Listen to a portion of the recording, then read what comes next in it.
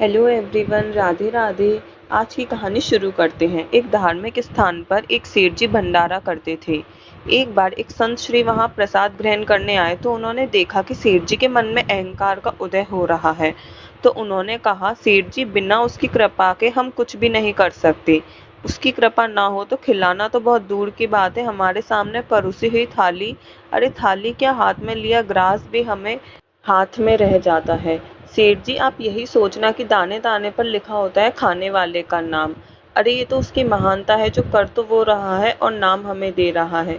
सेठ जी, जो काम ईश्वर को करना है वो तो वो करेंगे ही। आप तो ये समझना कि धर्म कर्म के लिए उन्होंने मुझे चुना है, मेरे लिए यही परम सौभाग्य है। संत श्री तो कहकर चले गए, पर सेठ जी की ये बात हजम नहीं हुई कि दाने दाने पर भी भला खाने वाले का नाम लिखा होता है क्या।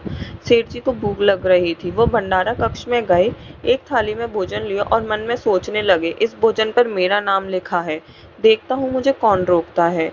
सेठ जी ने जैसा ही पहला ग्रास हाथ में लिया तो दूसरे हाथ में जो फोन था उस पर घंटी बजी। उन्होंने फोन उठाया तो उन्हें सूचना मिली, उनके बेटे का एक्सीडेंट हो गया है और वो हॉस्पिटल में भर्ती है।